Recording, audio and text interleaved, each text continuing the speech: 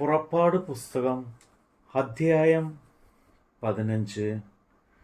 മോശയും ഇസ്രായേൽ മക്കളും അന്ന് യഹോവയ്ക്ക് സങ്കീർത്തനം പാടി ചൊല്ലിയത് എന്തെന്നാൽ, ഞാൻ യഹോവയ്ക്ക് പാട്ടുപാടും. അവൻ മഹോന്നതൻ. കുതിരയെയും അതിന്മേൽ ഇരുന്നവനെയും അവൻ കടലിൽ തള്ളിയിട്ടിരിക്കുന്നു. എൻ്റെ ബലവും എൻ്റെ ഗീതവും യഹോവയത്രേ. അവൻ എനിക്ക് രക്ഷകനായി തീർന്നു.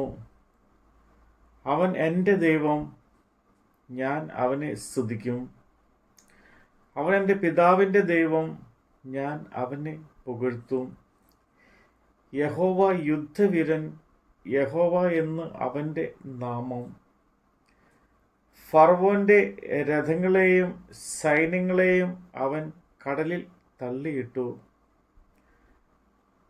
അവന്റെ രഥിപ്രവാഹന്മാർ ചെങ്കടലിൽ മുങ്ങിപ്പോയി. ആഴി അവരെ മൂടി. അവർ കല്ലുപോലെ ആഴത്തിൽ താണു. യഹോവേ, നിന്റെ വലങ്കൈ ബലത്തിൽ മഹത്വപ്പെട്ടു. യഹോവേ, നിന്റെ വലങ്കൈ ശത്രുവിനെ തകർത്ത് കളഞ്ഞു. നീ എതിരാളികളെ മഹാപ്രഭാവത്താൽ സംഹരിക്കുന്നു. നീ നിന്റെ ക്രോധം അയക്കുന്നു. അത് അവരെ താളടി പോലെ ദഹിപ്പിക്കുന്നു. നിന്റെ മൂക്കിലെ ശ്വാസത്താൽ വെള്ളം കുന്നിച്ചുകൂടി. പ്രവാഹങ്ങൾ ചിറ പോലെ നിന്നു. ആഴങ്ങൾ കടലിൻ്റെ ഉള്ളിൽ ഉറച്ചുപോയി. ഞാൻ പിന്തുടരും, പിടിക്കും, കൊള്ള പങ്കിടും. എൻ്റെ ആശ അവരാൽ പൂർത്തിയാകും. ഞാൻ എൻ്റെ വാൾ ഊരും. എൻ്റെ കൈ അവരെ നിഗ്രഹിക്കും എന്ന് ശത്രു പറഞ്ഞു. നിന്റെ കാറ്റിനെ നീ ഊതിച്ചു. കടൽ അവരെ മൂടി. അവർ ഈയം പോലെ പെരുവെള്ളത്തിൽ താണു. യഹോവേ, ദേവന്മാരിൽ നിനക്ക് തുല്യനാര്? വിശുദ്ധിയിൽ മഹിമയുള്ളവനെ, സ്തുതികളിൽ ഭയങ്കരനെ, അത്ഭുതങ്ങളെ പ്രവർത്തിക്കുന്നവനെ, നിനക്ക് തുല്യൻ ആര്? നീ വലങ്കൈ നീട്ടി ഭൂമി അവരെ വിഴുങ്ങി. നീ വീണ്ടെടുത്ത ജനത്തെ ദയയാൽ നടത്തി. നിന്റെ വിശുദ്ധ നിവാസത്തിലേക്ക് നിന്റെ ബലത്താൽ അവരെ കൊണ്ടുവന്നു. ജാതികൾ കേട്ട് നടുങ്ങുന്നു. ഫെലിസ്ത്യവാസികൾക്ക് ഭീതി പിടിച്ചിരിക്കുന്നു. ഏദോമ്യ പ്രഭുക്കന്മാർ ഭ്രമിച്ചു. മോവാബ്യ മുമ്പന്മാർക്ക് കമ്പം പിടിച്ചു. കനാന്യർ പ്രവാസികളെല്ലാം ഉരുകി പോകുന്നു. ഭയവും ഭീതിയും അവിടെ മേൽ വീണു. നിൻ ഭുജ മഹാത്മ്യത്താൽ അവർ കല്ലുപോലെ ആയി. അങ്ങനെ യഹോവ നിന്റെ ജനം കടന്നു.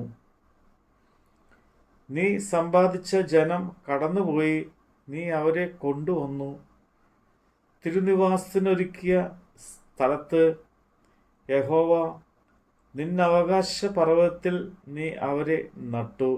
കർത്താവ് തൃക്കൈ സ്ഥാപിച്ച വിശുദ്ധ മന്ദിരത്തിങ്കൽ തന്നെ യഹോവ എന്നുമെന്നേക്കും രാജാവായി വാഴും. എന്നാൽ ഫറവോന്റെ കുതിര, അവന്റെ രഥം കുതിരപ്പടയുമായി കടലിൻ നടുവിൽ ഇറങ്ങിച്ചെന്നപ്പോൾ യഹോവ കടലിലെ വെള്ളം അവരുടെ മേൽ മടക്കി വരുത്തി. ഇസ്രായേൽ മക്കളും കടലിന്റെ നടുവിൽ ഉണങ്ങിയ നിലത്തുകൂടി കടന്നുപോന്നു. അഹ്റോന്റെ സഹോദരി മിര്യാം എന്ന പ്രവാചകി കയ്യിൽ തപ്പെടുത്തു. സ്ത്രീകൾ എല്ലാവരും തപ്പുകളോടും നൃത്തത്തോടും കൂടെ അവളുടെ പിന്നാലെ ചെന്നു. മിര്യാം അവരോട് പ്രതിഗാനമായി ചൊല്ലിയത്, യഹോവയ്ക്ക് പാട്ടുപാടുവിൻ, അവൻ മഹോന്നതൻ, കുതിരയെയും അതിന്മേൽ ഇരുന്നവനെയും അവൻ കടലിൽ തള്ളിയിട്ടിരിക്കുന്നു. അനന്തരം മോശ ഇസ്രയേലിനെ ചെങ്കടലിൽ നിന്ന് പ്രയാണം ചെയ്യിച്ച് അവർ ശൂർ മരുഭൂമിയിൽ ചെന്ന് 3 ദിവസം മരുഭൂമിയിൽ വെള്ളം കിട്ടാതെ സഞ്ചരിച്ചു. മാറായിൽ എത്തിയാറെ മാറായിലെ വെള്ളം കുടിപ്പാൻ അവർക്ക് കഴിഞ്ഞില്ല. അത് കയ്പ് ഉള്ളതായിരുന്നു. അതുകൊണ്ട് അതിന് മാറ എന്ന് പേരിട്ടു. അപ്പോൾ ജനം, ഞങ്ങൾ എന്ത് കുടിക്കും എന്ന് പറഞ്ഞു മോശയുടെ നേരെ പിറുപിറുത്തു. അവൻ യഹോവയോട് അപേക്ഷിച്ചു. യഹോവ അവന് ഒരു വൃക്ഷം കാണിച്ചു കൊടുത്തു. അവൻ അത് വെള്ളത്തിൽ ഇട്ടപ്പോൾ വെള്ളം മധുരമായി തീർന്നു. അവിടെ വെച്ച് അവൻ അവർക്ക് ഒരു ചട്ടവും പ്രമാണവും നിയമിച്ചു. അവിടെ വെച്ച് അവൻ അവരെ പരീക്ഷിച്ചു. നിന്റെ ദൈവമായ യഹോവയുടെ വാക്ക് നീ ശ്രദ്ധയോടെ കേട്ട് അവന് പ്രസാദമുള്ളത് ചെയ്യുകയും അവൻ്റെ കൽപ്പനകളെ അനുസരിച്ച് അവൻ്റെ സകല വിധികളും പ്രമാണങ്ങളിലും ചെയ്താൽ ഞാൻ മിസ്രയീമ്യർക്ക് വരുത്തിയ വ്യാധികൾ ഒന്നും നിനക്ക് വരുത്തുകയില്ല. ഞാൻ നിന്നെ സൗഖ്യമാക്കുന്ന യഹോവയാകുന്നു എന്ന് അരുളി ചെയ്തു. പിന്നെ അവൻ ഏലീമിലെത്തി. അവിടെ 12